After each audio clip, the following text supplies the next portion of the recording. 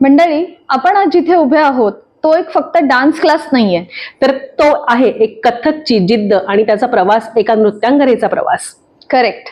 स्वागत आहे हॉटस्पॉट मध्ये, जिथे आम्ही तुमच्यासाठी हटके बिझनेसेस दरवेळेस घेऊन येतो. तो असतो एक जर्नी, ज्यातून उभा राहतो स्वप्नांचा प्रवास आणि उभा राहतो एक छानसा बिझनेस. अगदी.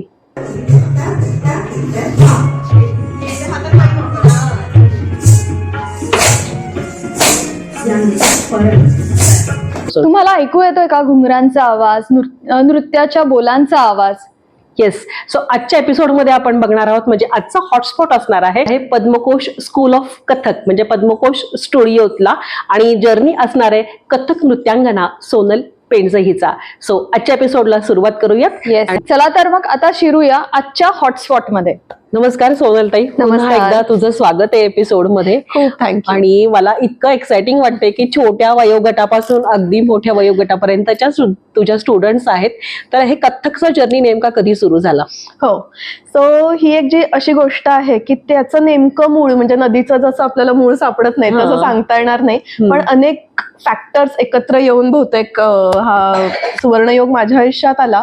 त्यांनी मला खूप समृद्ध केलं. तर आमच्या घरामध्ये संगीताचं वातावरण होतंच. माझे आजोबा गायक होते, काका मामा आत्या सर्वजण कुठलं ना कुठलं वाद्य वाजवणार, गाणार यामध्ये होते. पण मलाच आश्चर्य वाटतं की माझ्या बाबांनी मला गाण्याच्या क्लासला न घालता नृत्याच्या क्लासला घातलं. आणि नंतर त्यांनी मला असंही एकदा सांगितल्याचं आठवतंय की माझं नाव सोनल ठेवताना त्यांच्या डोळ्यासमोर, तेव्हा सोनल मानसिंग खूप फेमस होत्या, अजूनही अर्थात त्या खूपच मोठ्या गुरु आहेत.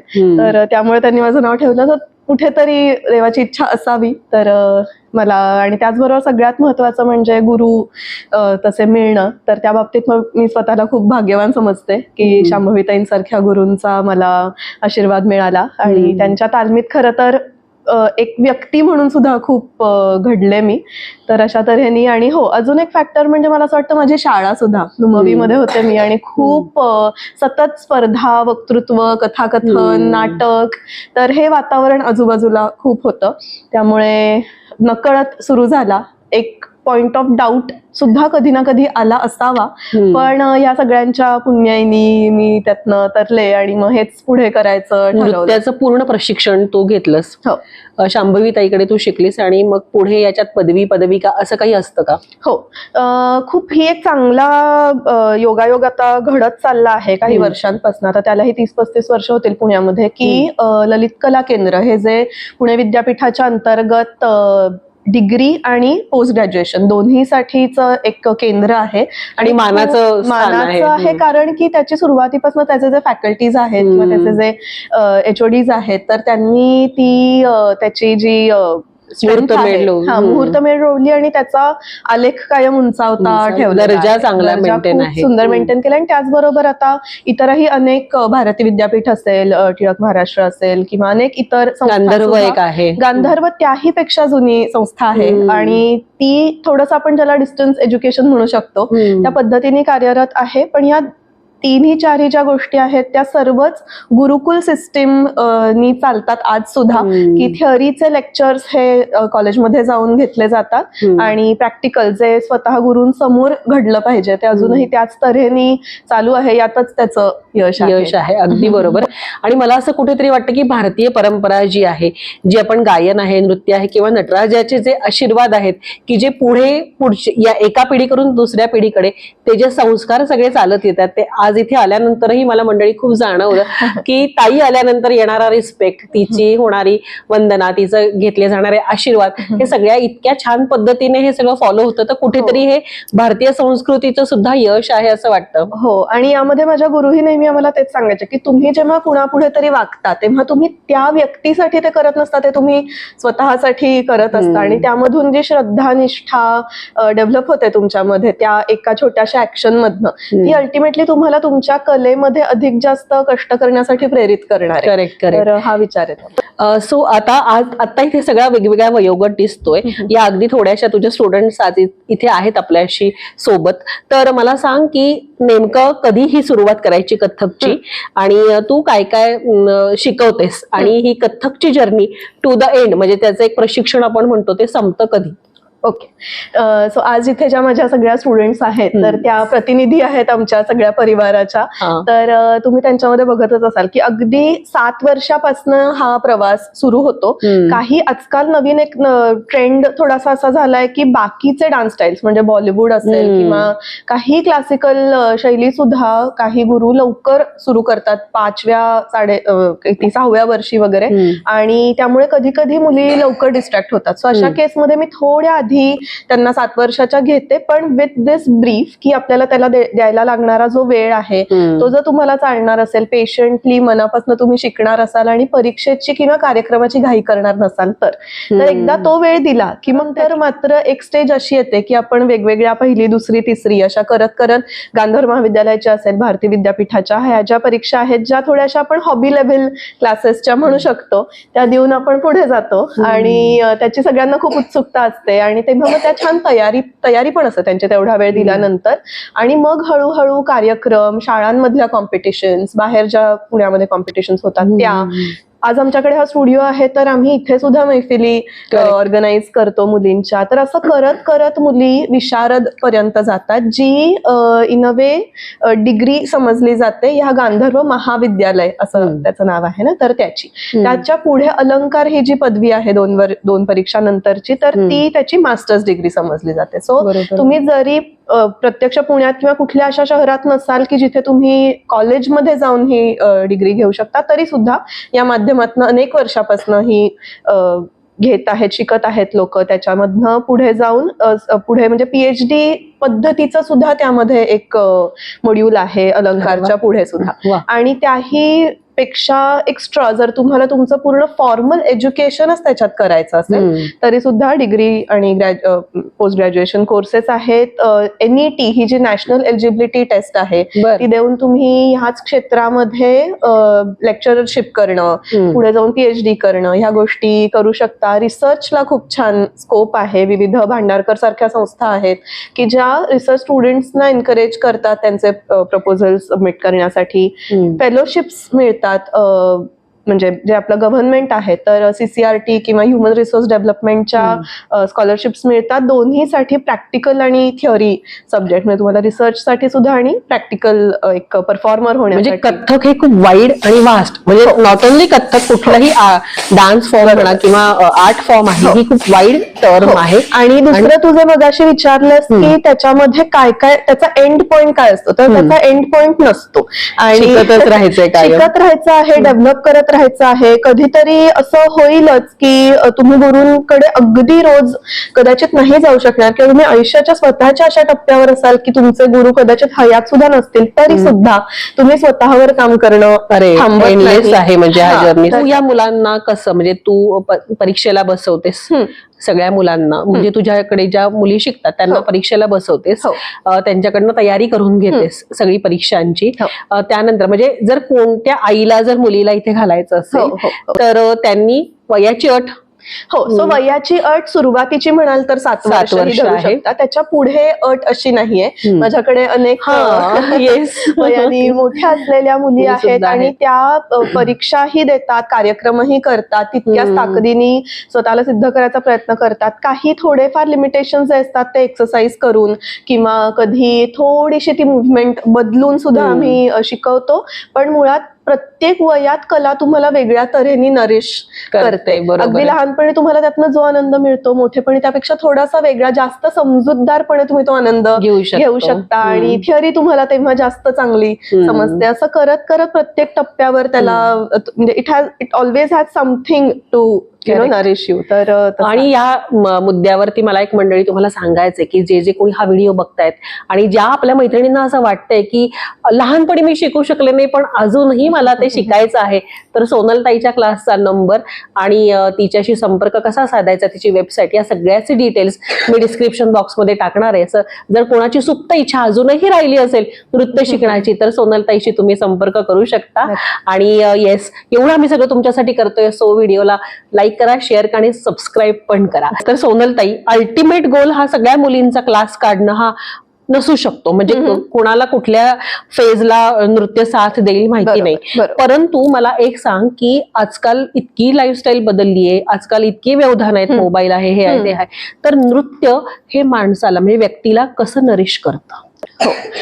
तर पहिलं जसं तू म्हणालीस की क्लास हा फार एक असा शब्द झाला आहे की मी हे शिकणार आणि मग मी क्लास काढणार, किंवा विशारद झाले की मी क्लास काढणार. तर क्लास ही अशी गोष्ट आहे की जिथे तुम्हाला असं वाटत असेल की ते आपलं गोल आहे, पण ऍक्च्युली दॅट्स द स्टार्ट. आणि तिथे जर का तुम्हाला त्या मुलींना प्रत्येक टप्प्यावर देण्यासाठी जर तुमच्याकडे काही नसेल, म्हणजे तुम्ही जर स्वतः ग्रो होत राहिला नाही ॲज अ पर्सन आणि ॲज अन आर्टिस्ट, तर त्या क्लासला एक कूपमंडूक जसं असतो ना, तसं स्वरूप यायला वेळ लागत नाही. ते एक साचलेल्या पाण्यासारखं होतं.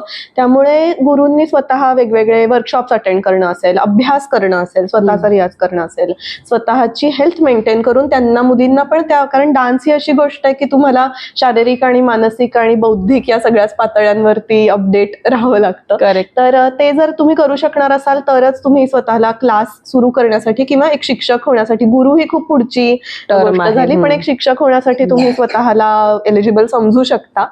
नृत्य ही कला इतकी तुमच्या स्वतःशी निगडीत आहे की तुमची पर्सनॅलिटी कुठल्या दिशेला यामध्ये जास्त वळते आहे त्याचा अंदाज घेऊन वेगवेगळ्या ब्रांचेस तुमच्यासाठी ओपन आहेत. आणि त्याच्यातली एक आहे शिकवणं, त्याच्यातली एक आहे परफॉर्म करणं, त्याच्यातली जसं मी आता एक आहे म्हणलं की थेरप्टिक यूज पासून आपण सुरू करू शकतो. Then ultimately if you gain the right knowledge आणि एक्सपिरियन्स आणि then you happen to enter that zone. कारण ते नाही सगळ्यांचं, जसं शिक्षक नाही तसं ते सगळ्यांना जमणार नाही. सायकोलॉजीचं ज्ञान त्यासाठी गरजेचं आहे आणि देन तुम्ही तीही वाट चोखाळू शकता. त्याचबरोबर रिसर्च हा एक खूप सुंदर टॉपिक आहे. जो बऱ्याचदा असं होतं की एस्पेशली ज्या मोठ्या असतात की बुवा मला खूप पत्ता फिरणं शक्य नाही, पण तुम्ही 4 छान ग्रंथ घेऊन बसलात आणि त्याच्या भाषेपासून तुम्ही त्याचा अभ्यास केलात, म्हणजे संस्कृत लागतं त्यासाठी किंवा बोली भाषा, जसं की कथकसाठी ब्रज अवधी या भाषा आहे, तर तिथपासून जर तुम्ही अभ्यास करत गेलात तर त्या ग्रंथांना आज उलगडण्याची सुद्धा तेवढीच गरज आहे. तर ती एक सुंदर वाट आहे. विविध ठिकाणी जाऊन ह्याचा प्रचार प्रसार करणं, तर ह्याच्यासाठी आम्हाला म्हणजे अगदी मीडिया रिलेटेड असू देत. तर नृत्य ही अशी गोष्ट आहे ना की ते शिकल्यानंतर तुम्ही ज्याही क्षेत्रात जाल तर तुम्हाला मेटाफर्स असतात वेगवेगळी नृत्यामध्ये, किंवा संगीताचा भाग असतो, तर तुमची पर्सनॅलिटी एक अशा तऱ्हेने डेव्हलप होते, ग्रूम होते की तुम्ही जरी डिरेक्टली नृत्याशी संबंधित नसलेल्या क्षेत्रात असाल तरी सुद्धा तिथे तुम्हाला इथे शिकलेल्या गोष्टींचा उपयोग हा होतो. अजून होतं की पर्सनॅलिटी डेव्हलपमेंटसाठी, कारण नृत्य तुम्हाला चांगल्या तऱ्हेने तुमच्या प्रत्येक अंगोपांगांचा अभ्यास करायला शिकवतं, ज्याच्यामुळे तुमचा आवाज सुद्धा आला, आवाजाची फेक असेल, तुमचा नजरेचा फोकस असेल, जे की तुम्ही एखाद्या इंटरव्ह्यूला जरी गेलात कुठल्या जॉबच्या तरी ही गरजेची असणारी गोष्ट आहे. एक स्वतःचा अवेअरनेस ज्याला आपण म्हणतो, चालणं बोलणं, तर त्याचे फायदे अगणित आहेत आणि तोटे काहीच नाहीत अर्थात. तर ते करून बघितल्यानंतरच प्रत्येकाला त्याच्यातनं जाणवतं की आपण कुठली फांदी याची घेऊ शकतो. हे एक सुंदर एक मोठा वटवृक्ष आहे. आणि मग पुढे जर का आपण त्या फांदीवर एवढे ग्रो झालो की आपण आपली एक पारंबी जमिनीपर्यंत पोहोचवू शकलो, तर आणखीन याला आणखीन पुढे तुम्ही वाढवू शकता. हा एपिसोड जे आउटसाइड इंडिया मधले लोक ऐकत असतील तर त्यांच्यासाठी तू काही देणार आहेस का? येस. तर ऑनलाईन क्लासेस हा कोविडच्या दरम्यान रुळलेला आता प्रघात आहे, पण असं असतं ना की प्रत्येक संकटात संधी असते, तसं थोडंसं झालं. आणि त्या काळानंतर खूप लोकांच्या मनातली ती उर्मी जी होती तर त्याला एक वाट मिळाली आणि आम्ही ऑनलाईन क्लासेस घेतो. तिथल्या वेळानुसार ऍडजस्ट करून घेतो. त्यासाठी लागणारी जी इक्विपमेंट्स आहेत, म्हणजे ती माझ्या स्टुडिओ सुद्धा बनवताना तोही एक विचार केलाच होता की जसं वुडन फ्लोअर पाहिजे, जसं एक मिरर पाहिजे, एक परफॉर्मिंग स्पेस पाहिजे, एक शांतता पाहिजे. इथे म्हणजे आल्यावर आम्हाला वेळ कसा जातो कळत नाही, कारण बाहेरच्या जगाशी एक संपर्क तुटून आपण पूर्णपणे त्या जगात एंटर करू शकतो. सो तसंच ऑनलाईन क्लासेसमध्ये सुद्धा जे काही इक्विपमेंट्स लागतात तर ते तसे असतील आणि त्यांच्या वेळा पाळून त्यांना सुद्धा परीक्षा देता याव्यात. त्यांना तिथे कुठे कार्यक्रम करायचे असतील तर त्यांना थोडंसं आम्हाला काहीतरी बसवून एक गोष्ट देता यावी, असं सगळं एक प्रयत्न करत असतो या गोष्टींचा. थोडे त्यामध्ये लिमिटेशन्स आहेत आणि नक्कीच मी म्हणते की जर तुम्ही पुण्यातच कुठेतरी थोडं रिमोट एरियात असाल तर महिन्यातनं तरी एकदा या, आणि तुम्ही भारताबाहेर असाल तर तुम्ही वर्षातनं एकदा येताच भारतात, तर त्यातला 1 आठवडा 15 दिवस तरी तुम्ही क्लाससाठी राखून ठेवा. जे वर्षभर तुम्ही ऑनलाईन शिकताय ते इथे येऊन प्रत्यक्षात Physically शिकण्याचा आनंद तेवढे दिवस तरी घ्या. तर मग आपण नक्कीच म्हणजे काही नसण्यापेक्षा काहीतरी तरी आपण नक्कीच करू पदरात शकतो. पाडून घेऊ शकतो. आणि तिथे असण्याचे जे इतर मग फायदे आहेत की इतर डान्स स्टाईल्स बघणं असेल किंवा तिथे त्याचा प्रचार प्रसार करणं असेल, तर तेवढं तुम्ही म्हणजे अनेक माझ्या स्टुडंट्स ज्या इथे शिकून पुढच्या एज्युकेशनसाठी US किंवा UK मध्ये वगैरे गेलेले आहेत, त्या समर जॉब सारखं पण नृत्य कुठे कुठे शिकवतात. तर ह्याला काय म्हणतात, असं अपॉर्च्युनिटी मिळणं पेक्षा ती अपॉर्च्युनिटी क्रिएट करणं, हे ज्यांना जमलं त्यांना आय थिंक कलेच्या क्षेत्रामध्ये यश आहे. नक्कीच. तर माझे नृत्य वर्ग पद्मकोश स्कूल ऑफ कथक जेव्हा सुरू झाले तेव्हाच आम्ही वीकेंड बॅचेस पहिल्यांदा सुरू केल्या, कारण की तेव्हा तशा नव्हत्या सुद्धा आणि ते बऱ्याच जणांना हवं होतं. तर त्याचा मला नंतर खूप जाणवलं की त्याची गरज खूप जास्त होती आणि शनिवार रविवार अशी ती बॅच असायची. पण आता आमचा काय म्हणतात तेवढा पसारा वाढलेला आहे की तेवढ्या 2 दिवसात पुरत नाही, त्यामुळे आमच्याकडे वीकडे आणि वीकेंड अशा दोन्ही तऱ्हेच्या बॅचेस आहेत. बऱ्याचदा मी असा प्रयत्न करते की 1 वीकडे आणि 1 वीकेंड असावा, म्हणजे दोन्हीचे आपल्याला फायदे मिळू शकतात. तर थोडंसं स्ट्रक्चर फ्लेक्झिबल आहे, माझ्याशी बोलून आपण त्याचं नेमकी वेळा आणि हे ठरवून घेऊ शकतो. त्याचबरोबर ऑनलाईन लिंक एक कायम माझ्या क्लासमध्ये चालू असते, म्हणजे तुम्ही प्रवास करत असा किंवा तुम्हाला बरं नसेल, या दोन्ही केसमध्ये तुम्ही क्लास मिस न करण्याची एक मी ती व्यवस्था करते. क्लास नंतर एक आम्ही ट्युटोरियल व्हिडिओ पाठवतो, जेणेकरून तुम्ही घरी प्रॅक्टिसही करू शकता. तुमच्याकडे तो तुमच्या मेमरी स्टोरेजमध्ये राहतो कधीही बघण्यासाठी, परीक्षेच्या वेळेस रेफर करण्यासाठी. तर अशा टेक्नॉलॉजीजचा आणखीन एक आधार घेऊन आपण त्याला जेवढं सपोर्ट करू आणि क्लास मिस न करता जेवढं छान लवकर शिकता येईल तेवढं शिकू शकतो या तऱ्हेने. त्याचबरोबर परीक्षा ज्या आहेत त्या दरवर्षी खरं तर 6 महिन्यांनी होतात, पण एक विद्यार्थी प्रत्येक पुढच्या वर्षी तयार होतो. ऍटलिस्ट त्याच्या पुढच्या परीक्षांना थोडी जास्त वर्ष लागतात, पण ती दिली तर आपण ती परीक्षा स्वतः आनंदही घेऊ शकतो त्या परीक्षेचा छान सादरीकरण करण्याबद्दल बरोबरीनेच. तर प्रारंभिक, प्रवेशिका प्रथम, मग मध्यमाच्या लेव्हल्स असं करत करत विशारद, अलंकार अशा ह्या गांधर्व महाविद्यालय किंवा भारतीय विद्यापीठाच्या सुद्धा यालाच पॅरलल परीक्षा असतात. त्याचबरोबर मी पुणे विद्यापीठाला आणि भारतीय विद्यापीठाला मानद गुरु त्याला म्हणतात, म्हणजे माझ्या ज्या स्टुडंट्स आहेत तर त्या इथून BA आणि MA हे त्यांच्या डिग्री कोर्सेस करू शकतात.